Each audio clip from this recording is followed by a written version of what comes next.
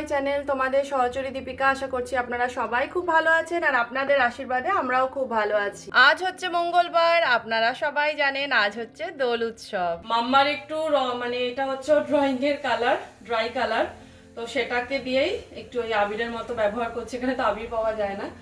তো হ্যাপি হোলি মাম্মা, হ্যাপি হোলি বেটু। একটু করে লাগাবো মা, ভয় কিসের?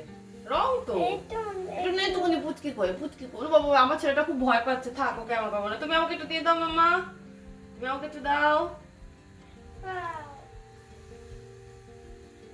বাবা রে বাবা, ড্রয়িং করছে আমার মুখে। এটা দাও, এদিকে দাও, এদিকে দাও। বাবাজি বাবাজি বাবাজি, থ্যাংক ইউ মাম্মা, হ্যাপি হোলি। একটু টিপ টিপ টিপ। তো মাম্মাকে একটু রং লাগিয়ে আমি চলে এসেছি কিচেনে, আর এসেই বসিয়ে দিয়েছি উচ্ছে আলু ভাজাটা।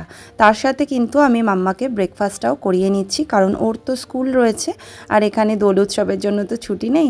তো যাই হোক, আর বানিয়ে নেব হচ্ছে আজকে দুধ পোস্ত। তো চিকেনটাকে এখন আমি মেরিনেট করে নিচ্ছি। চিকেনের মধ্যে আমি দিয়েছি অল্প করে, মানে 1 চামচ মতো দই, গোলমরিচ গুঁড়ো, কাশ্মীরি লঙ্কার গুঁড়ো আর নুন। আমি এই চিকেনটাকে পুরোটাই সর্ষের তেলে বানাবো, যেহেতু পোস্ত, তাই সর্ষের তেল না দিলে ভালো লাগবে না। আমি সর্ষের তেলের মধ্যে দিয়ে দিয়েছিলাম গোটা গরম মশলা, 2টো তেজপাতা, তারপরে দিয়ে দিয়েছিলাম একদম ছোট ছোট করে কুচি করে রাখা পেঁয়াজ। পেঁয়াজটা একটু ভাজা ভাজা হয়ে যাওয়ার পরে আমি কুড়িয়ে রাখা আদা রসুন দিয়ে দিলাম। তারপরে দিয়ে দিলাম 1.5খানা টমেটো ছোট ছোট টুকরো করে রাখা। এইবারে মশলাগুলোকে আমি অ্যাড করে নেব। মশলার মধ্যে আমি দিয়ে 1 চামচ কাশ্মীরি লঙ্কার গুঁড়ো আর 2 চামচ ধনে গুঁড়ো। সমস্ত মশলাকে একটু কষিয়ে নেওয়ার পরে আমি দিয়ে দিলাম ম্যারিনেট করা চিকেনগুলোকে মশলার সাথে ভালো করে কষিয়ে নিয়ে আমি দিয়ে দিলাম 1 গ্লাস দুধ, তার সাথেই দিয়ে দিলাম পোস্ত বাটা। এবারে ভালো করে নাড়িয়ে চাড়িয়ে নিয়ে একদম সমস্ত উপকরণকে মিশিয়ে নিয়ে হতে দেবো 20 মিনিট মতো। সাবধানে যেও, একটু তাড়াতাড়ি আজকে খেতে এসো, ঠিক আছে? হ্যাঁ সাবধানে যেও, টাটা। আজকের ওয়েদারটা দেখেছেন কি সুন্দর, দারুণ একটা ওয়েদার। মনে হচ্ছে পুরো দোল পূর্ণিমা। এত সুন্দর ওয়েদারে দোল খেলতে তো ভীষণ ভালো লাগে, কিন্তু আফসোস হচ্ছে এখানে কেউ দোলই খেলে না। আমি তাকাতে পর্যন্ত পাচ্ছি না, এত রোদ। তো চলুন এইবারে উপরে যাব, একটু চা খাবো, তারপরে রান্না করা শুরু করব। মানে অলরেডি আমার কিন্তু পোস্ত চিকেনটা হয়ে গেছে, তো এখন চা বিস্কিট খেয়ে তারপরে এঁচোড়টা কাটবো, তারপরে এঁচোড় বসাবো। তো দেখুন পোস্ত চিকেনের রঙটা কি সুন্দর এসেছে, ভীষণ লোভনীয় হয়েছে জানেন তো।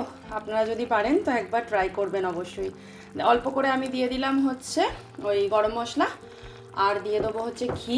আর পোস্ত চিকেনে কিন্তু ঘি দিতে আমার ভীষণ ভালো লাগে, ঘিয়ের যে স্মেলটা আসে পোস্ত থেকে সেটা ভীষণ ভালো লাগে। আর দিয়ে দেবো অল্প করে কাসুরি মেথি। একটু নাড়িয়ে চাড়িয়ে নিয়ে আমি এবারে পোস্ত চিকেনটাকে নামিয়ে নেব। তুমি আপনাদের জানাই হ্যাপি হোলি, শুভ দোল উৎসব। আপনাদের জীবন একেবারে রঙে ভরে উঠুক। আজকের দিন প্রচুর মজা করুন, অনেক আনন্দে কাটান। এই যে 1 কাপ চা নিয়ে আমি বসে পড়েছি। এত সুন্দর রোদ উঠেছে দেখুন, গায়ের মধ্যে রোদটা লাগছে, এত শান্তি পাচ্ছি, মানে এতটা আরাম লাগছে। আসলে এখানে তো রোদ ওঠে না শীতকালে, আপনারা জানেন। তো এবার তো বসন্তকাল প্রায় এসে গেল, মানে আজকে দেখেই মনে হচ্ছে বসন্ত এসে গেছে। তবে বসন্তকাল আসতে কিন্তু এখানে তাও এখনো 10-12 দিন বাকি রয়েছে। একদমই কিন্তু দোল উৎসবের একটা পরিবেশ তৈরি হয়ে গেছে, কিন্তু দোল তো খেলা হবে না। তো যাই হোক, দোল যেহেতু খেলা হচ্ছে না, ভালো ভালো খাবার দাবার কিন্তু খেতেই হবে দোলে, কারণ দোলে কিন্তু হালকা ফুলকা খেলে ভালো লাগে না। তো আজকে আপনাদের তো দেখালাম, সকালবেলা উচ্ছে আলু ভেজেছি আর করেছি টমেটোর চাটনি। আর সকাল থেকে এতটা কাজের প্রেশার ছিল যে দেখুন এখনো চা খাওয়া হয়নি। শোভন অফিসে গেল, তো আমি চাটা নিয়ে বসলাম। আর সকালবেলা এই ডাইজেস্টিভ মারিটাই কিন্তু আমি খেয়ে থাকি। তো কদিন ধরেই বাইরে খাওয়া হচ্ছিল, তো ভাবলাম যে এই সপ্তাহটা হালকা খাবো, কিন্তু মাঝখানে তো দোল পড়ে গেল, আর দোলে তো হালকা খেলে হয় না।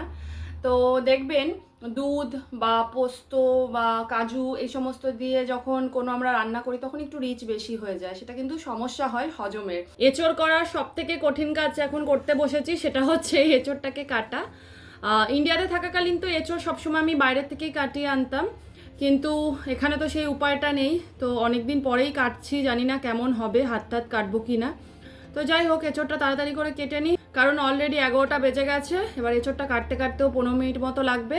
তো এই যে এনেছি হচ্ছে সর্ষের তেল, কারণ হাতে আবার সর্ষের তেল না মেখে এঁচোড় ছাড়ালে সেটা আবার চিটচিট করতে থাকবে। তো এখন আমি এঁচোড় কাটতে বসে গেছি। এঁচোড় কাটতে কিন্তু বটিই লাগে, তবে আমার কাছে তো বটি নেই, তো ছুরি দিয়েই আমি কাজ চালিয়ে নিচ্ছি আজকে। তো এখন কিন্তু অনেকটাই এঁচোড় কাটা হয়ে গেছে, এখন এটাকে সিদ্ধ করতে দেব নুন হলুদ দিয়ে। এই যে বসিয়ে দিলাম। তো এখন সময় হচ্ছে চিংড়ি মাছ ছাড়ানোর, যেটা অনেকক্ষণ সময় লাগে, সময় সাপেক্ষ ব্যাপার। তো আমি এই মিডিয়াম সাইজের চিংড়িটা এনেছি। এটা কিন্তু খেতে ভীষণ ভালো লাগে। বড় বড় সাইজেও চিংড়ি পাওয়া যায়, তবে আমাদের কিন্তু এই চিংড়িটাই খেতে ভালো লাগে, তো এটাই আনি প্রতিবার। তো চলুন তাড়াতাড়ি করে চিংড়িটা ছাড়িয়ে নিই, তারপরে এঁচোড়টা বসাতে হবে, না হলে শোভন আবার লাঞ্চ করতে চলে আসবে, এসে দেখবে এঁচোড় চিংড়ি হয়নি, বেচারার মন খারাপ হয়ে যাবে। চলুন। চিংড়ি মাছ কিন্তু এখানে একেবারে ছাড়ানো অবস্থায় পাওয়া যায়, তবে আমাদের এই চিংড়িটা খেতেই ভালো লাগে, তাই এইভাবেই আনি। একদম ছাড়ানো অবস্থায় যে চিংড়িগুলো পাওয়া যায় সেগুলোর থেকে আমি আবার কোনো স্বাদ পাই না। তো যাই হোক, চিংড়িগুলো তো ছাড়ানো হয়ে গেছে, এখন আমি এঁচোড় চিংড়িটা বসিয়ে দিলাম। আর আমি এটা করব পুরোটাই সর্ষের তেলে।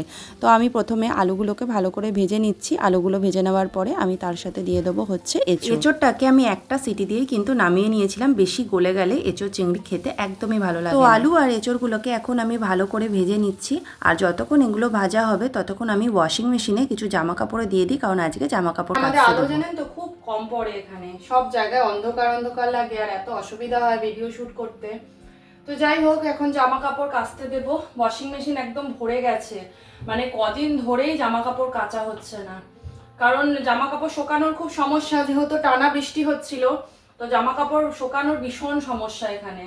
তো আমাদের তো ব্যাকইয়ার্ড নেই বা ব্যালকানি কিছুই নেই, জামা কাপড় একবার কাচার পরে সেগুলো যতক্ষণ না শুকিয়ে যাচ্ছে আরেক রাউন্ড কিন্তু আমি কাচতে দিতে পারি না। আর যেহেতু ঘরের মধ্যেই সমস্ত কিছু জামা কাপড় আমাদের মেলতে হয়, তার জন্য না ঘর বাড়ি ভীষণ স্যাঁতস্যাঁতে হয়ে যায়।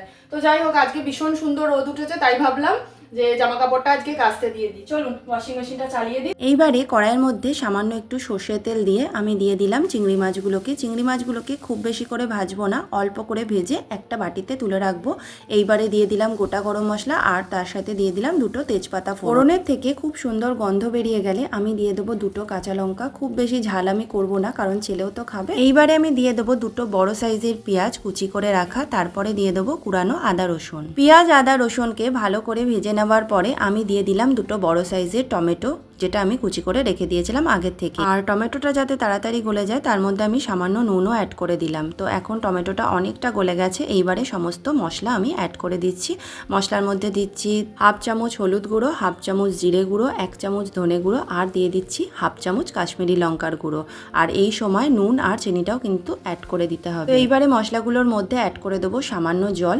মশলাগুলোকে ভালো করে কষিয়ে নিয়ে আমি দিয়ে দিলাম এঁচোড়, আলু আর চিংড়ি, যেগুলোকে আগে থেকে আমি ভেজে নিয়েছিলাম। অনেকেই এঁচোড় চিংড়িতে অনেক বেশি মশলা ব্যবহার করে থাকেন, কিন্তু আমার কম মশলাতেই এঁচোড় চিংড়ি খেতে ভালো লাগে, এটা খেতে কিন্তু মন্দ হয় না। তো যাই হোক, এঁচোড়টাকে কষিয়ে নেওয়ার পরে দিয়ে দিলাম 1 গ্লাস জল। সবে এঁচোড়টাকে কষিয়ে এই জল দিলাম, জানি না কখন হবে, অলরেডি এখন বাজে হচ্ছে 1:15। আজকে সকাল থেকে কাজ সারতে সারতে প্রচুর দেরি হয়ে গেছে, এখনো সব বাসন পড়ে আছে, সেগুলো মাজতে হবে।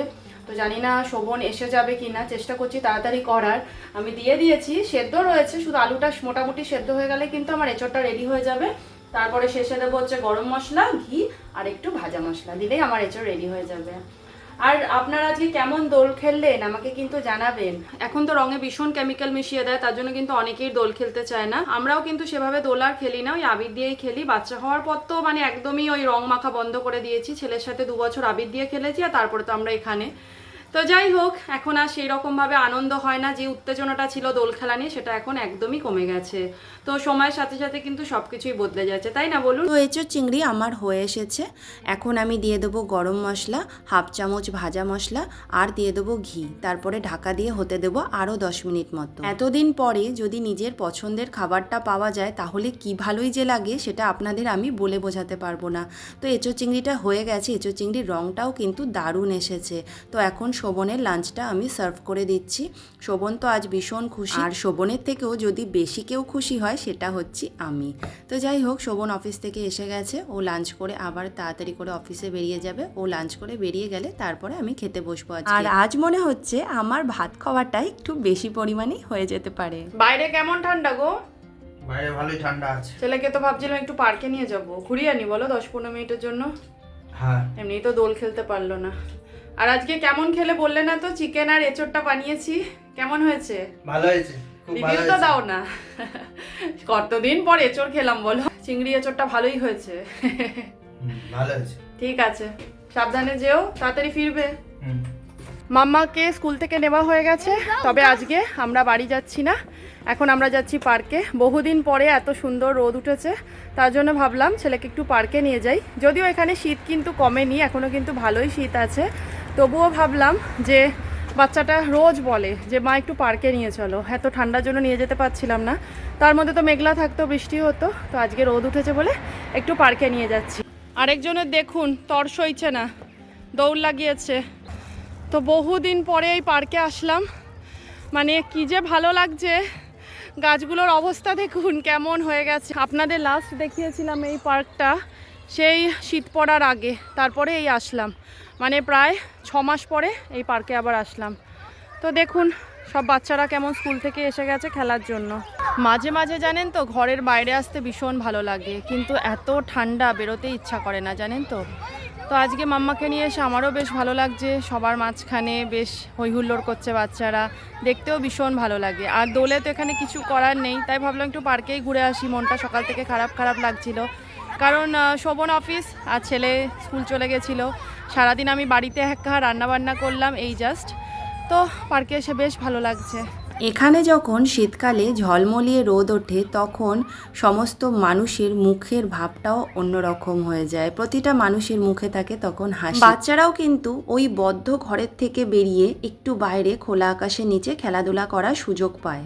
তো মাম্মা এখন হালকা টিফিন করে নিচ্ছে, তারপরে আবার যাবে খেলতে। এই দেখুন এনেছি কেক আর একটু ওই অ্যাপেল, একটু খেয়ে নিই, কারণ স্কুল থেকে এসে ছেলেটার ভীষণ খিদে পেয়ে যায়, তাই ভাবলাম একটু হালকা কিছু খাবার নিয়ে যাই। এই দেখুন কি সুন্দর ফুল হওয়া শুরু হয়ে গেছে, আস্তে আস্তে পুরো ভরে যাবে চারিদিকটা। এগুলোকে আমরা ঘাস ফুল বলি, কিন্তু জানি না এই ফুলগুলোর আসল নাম কি। এখন বাজে সন্ধে 6:30, আর আমি আর মাম্মা এখন খাবো আমাদের পছন্দের কিং প্রন চাউমিন। আমাদের এখানে ঠান্ডা কিন্তু এখনো সেইভাবে কমেনি, এখনো ভালো ঠান্ডা রয়েছে। আর এমনিতেও আমার একটু বেশিই ঠান্ডা লাগে। আমি দেখুন না একটা হুডি পরেছি, তার মধ্যে একটা চাদর জড়িয়েছি। শোভনকে জিজ্ঞাসা করলাম যে ও খাবে কিনা, ও বললো না, অফিসে ওর নাকি খাবার অর্ডার করেছে, অফিসেই খেয়ে আসবে। তো আমাদের জন্য চাউমিনটা এনে দিল। এখন জাস্ট টিফিনের মতো করবো, রাতেবেলা ভাত আছে, ভাত খাবো আমরা। তো চাটা তো হয়ে গেছে আমার, তো চাটা এখন কাপের মধ্যে ঢেলে নিই। আর ছেলে তো শুধু চাউমিন খাবে, আর শোভনের জন্য আজকে আর চা রাখলাম না, আমি 2 কাপ চা করি দুজনের জন্য। তো শোভন মানে আমার চা করতে করতে শোভন মোটামুটি এসে যায়, মানে মোটামুটি আমি 6:30টার সময় চা করি, ততক্ষণে শোভন বাড়ি চলে আসে। তো এই দেখুন চাউমিনটার মধ্যে কি দেয়। এখানে কিন্তু চাইনিজ দোকান তেমন নেই, মানে ডার্লিংটনে তো তেমন আমি পাই না। এমনি যে সমস্ত দোকানে বিরিয়ানি বিক্রি হয় সেখানেই চাউমিন করে, তো আমার খুব একটা ভালো লাগে না। একমাত্র এই কিং প্রন চাউমিনটা আমার খুব ভালো লাগে খেতে। ছেলে যদিও প্রন খায় না, আমি আর শোভনই প্রনটা খাই, আনলে ওই টিফিনের মতনই আনা হয়, খুব একটা যে বেশি খাই তা কিন্তু নয়। এখানে দেখুন কি কি দিয়েছে, মাশরুম দিয়েছে, চিকেন দিয়েছে, বড় বড় কিং প্রন দিয়েছে, এটার নাম এই জন্য কিং প্রন, বড় বড় বেশ প্রনটা থাকে। আগে প্রনটা আরও বড় সাইজের দিত, কিন্তু এখন অনেকটা ছোট হয়ে গেছে। তো মাম্মা আর আমি কিং প্রন চাউমিন নিয়ে বসে পড়েছি। মাম্মা অলরেডি খেতে শুরু করে দিয়েছে, কারণ এটা ভীষণ টেস্টি খেতে হয়, আর বাচ্চাদের জন্য তো খুবই ভালো। তো যাই হোক, এখন আমি খাবো, আগে চাউমিনটা খেয়ে নিই, তারপরে চা খাবো, আর খাবার পর আবার মাম্মাকে পড়তে বসাতে হবে। এই কিং প্রন চাউমিনের সব থেকে যেটা আমার বেশি ভালো লাগে সেটা হচ্ছে মাশরুম। মাশরুম খেতে তো আমার ভীষণ ভালো লাগে। কিং প্রন চাউমিনটা কেমন হয়েছে মাম্মা? আমি হোলিতে তো তেমন আপনাদের কিছুই দেখাতে পারলাম না, কারণ এখানে তো খেলা হয় না, তাও সারাদিন নিজেদের মতো করে কাটালাম। এইভাবেই কিন্তু আমাদের জীবনটা কাটছে। তো আজকের ব্লগটাও এখানে শেষ করছি। আর আমার ব্লগ যদি আপনাদের ভালো লাগে তাহলে প্লিজ লাইক, শেয়ার, কমেন্ট আর সাবস্ক্রাইব করে আমাদের পাশে থাকবেন। আমি ফিরবো নতুন আরেকটা ব্লগের সাথে, ততদিন আপনারা ভালো থাকবেন, সুস্থ থাকবেন, আর সবাইকে অনেক খুশিতে রাখবেন। টাটা মামা, টাটা করে দাও।